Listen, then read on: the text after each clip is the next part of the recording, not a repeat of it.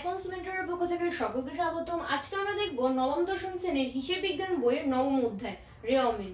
এই অধ্যায় থেকে তোমাদের কোন কোন টপিক ইম্পর্টেন্ট সেই টপিকগুলো নিয়ে এবং খুঁটিনাটি বিভিন্ন বিষয় নিয়ে তোমাদের আজকে আমি আলোচনা করব। প্রথমে আমাদেরকে জানতে হবে যে রেওমিলটা কি। রেওমিলটা হচ্ছে গাণিতিক শুদ্ধতা যাচাইয়ের জন্য তৈরি করা হয়।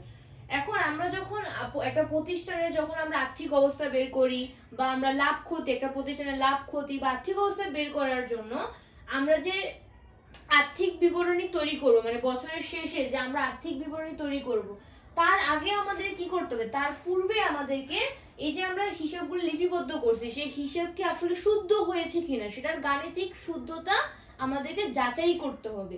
আর এই গাণিতিক শুদ্ধতা যাচাই করার জন্যই হচ্ছে আমরা কি করি, রেওমিল প্রস্তুত করি। এবং রেওমিলটা আমরা কি দিয়ে প্রস্তুত করি? রেওমিলটা হচ্ছে আমরা খতিয়ানের যে উদ্বৃত্ত থাকে, আমরা জানি খতিয়ান কিন্তু হচ্ছে হিসাবের কি পাকা বই। প্রথমে আমরা যখন আমাদের কোনো লেনদেন সংগঠিত হয় সেই লেনদেনগুলোকে আমরা প্রথমে জাবেদায় লিখি।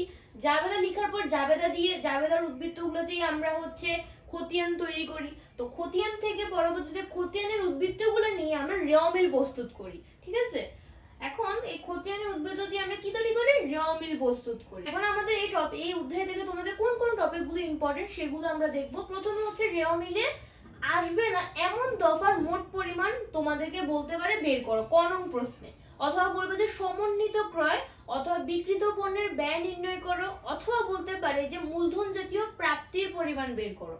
এগুলো হচ্ছে বেশিরভাগ ক্ষেত্রে তোমাদের রেওমিলে আসবে না এমন দফার মোট পরিমাণ, এটাই হচ্ছে বেশিরভাগ ক্ষেত্রে আসে, কিন্তু এগুলো বাকিগুলো তোমাদের আসতে পারে। তো এটা হচ্ছে তোমাদের ক নং প্রশ্নের জন্য। আর খ নং প্রশ্নে তোমাদের রেওমিল আসতে পারে, অথবা খ অথবা গ নং প্রশ্নে তোমাদের রেওমিল আর হচ্ছে মূলধন এবং মুনাফা জাতীয় লেনদেনের পরিমাণ এগুলো আসতে পারে।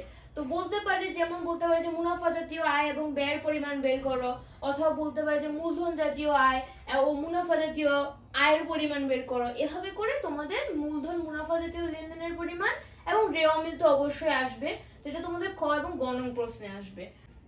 তো রেওমিলে তোমাদের টোটাল 5টা ঘর করতে হবে।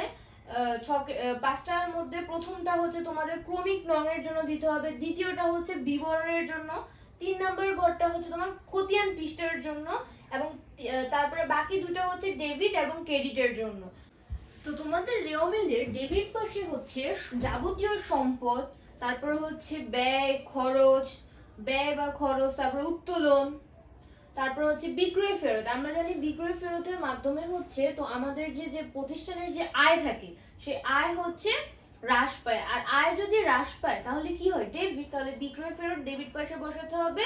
তারপর প্রদত্ত ঋণ হচ্ছে ব্যবসার জন্য একটা সম্পদ, কারণ আমরা হচ্ছে কাউকে ঋণ দিতেছি। হ্যাঁ, প্রতিষ্ঠান হচ্ছে কাউকে যখন ঋণ প্রদান করে, ঠিক আছে, সেটা প্রতিষ্ঠানের জন্য হচ্ছে কি বিনিয়োগ বা এক ধরনের সম্পদ যেটা। হ্যাঁ, তো প্রদত্ত ঋণ, তারপর হচ্ছে অগ্রিম কোনো খরচ, যেমন আমরা অগ্রিম বেতন দিলাম, অগ্রিম ভাড়া দিলাম, তো অগ্রিম কোনো খরচ।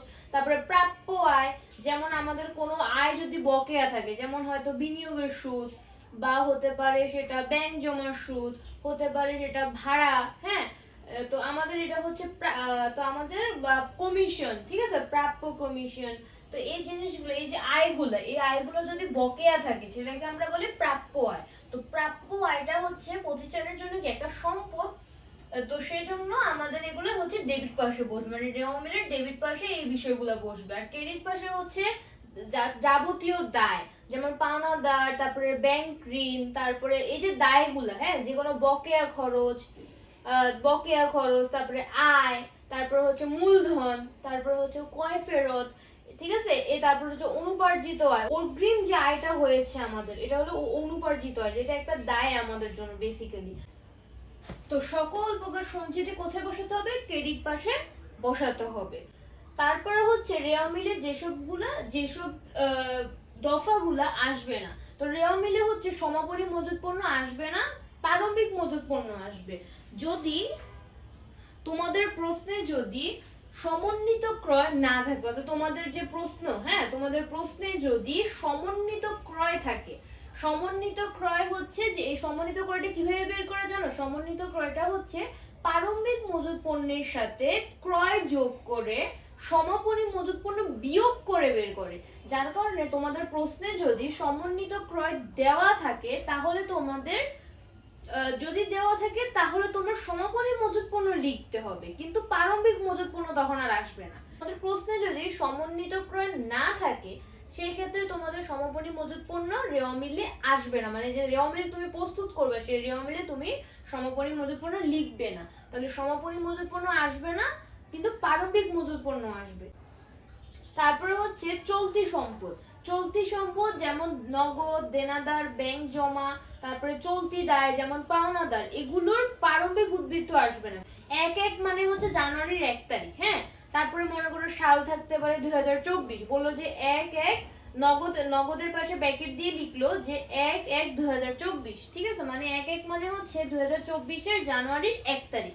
তো এভাবে প্রারম্ভিক উদ্বৃত্ত যদি তোমাদের প্রশ্নে থাকে, ব্র্যাকেটে যদি এরকম তারিখ দেওয়া থাকে এবং সেটা যদি প্রারম্ভিক হয়, প্রারম্ভিক এবং সমাপনী উদ্বৃত্ত থাকতে পারে, তো তোমাদের সমাপনী উদ্বৃত্ত আসবে, ঠিক আছে। কিন্তু এই চলতি সম্পদ এবং চলতি দায় এগুলো যে বললাম, এগুলোর প্রারম্ভিক উদ্বৃত্ত আসবে না, কিন্তু সমাপনী উদ্বৃত্ত আসবে রেওয়া মিলে, ঠিক আছে। ওগুলোর সমাপনী উদ্বৃত্ত আসবে কিন্তু প্রারম্ভিক উদ্বৃত্ত আসবে না। এবং সমাপনী মণিহারি বা মণিহারি মজুদের পাশে যদি এভাবে তারিখ দেওয়া থাকে যে 31/12 মনে করো সাল লিখলো যে 2025, ঠিক আছে, সেটাও কিন্তু তোমাদের রেওয়া মিলে আসবে না। প্রারম্ভিক মণিহারি আসবে কিন্তু সমাপনী মণিহারি আসবে না। এবং প্রারম্ভিক মণিহারিটা কোথায় কোন পাশে বসবে, এটা হচ্ছে ডেবিট পাশে। প্রারম্ভিক মণিহারিটা এটা একটা প্রতিষ্ঠানের জন্য ব্যয়, সেজন্য সেটা ডেবিট পাশে বসবে রেওয়া মিলে। সম্ভাব্য সম্পদ বা সম্ভাব্য দায় রেওয়া মিলে আসবে না। তো এই সকল বিষয় রেওয়া মিলে আসবে না। আর এই রেওয়া মিলে কোন পাশে কি বসে সেটা আমরা দেখলাম। পরবর্তীতে আমরা বিভিন্ন বোর্ড কোশ্চেন যখন সলভ করব তখন আমরা আরো ভালো করে বিষয়গুলো বুঝতে পারবো। তো আমাদের একটি গ্রুপ রয়েছে, তোমাদের যদি কোনো সমস্যা থাকে কোনো অধ্যায় তোমরা সেটা জানাতে পারো, কমেন্ট করতে পারো, তোমাদের কোনো চ্যাপ্টার বুঝতে অসুবিধা হলে সেটা তোমরা জানাতে পারো। তারপরে হচ্ছে তোমাদের আমি চেষ্টা করবো প্রত্যেকটা অধ্যায়ে তোমাদের হচ্ছে বোর্ড কোশ্চেন সলভ করে দিতে।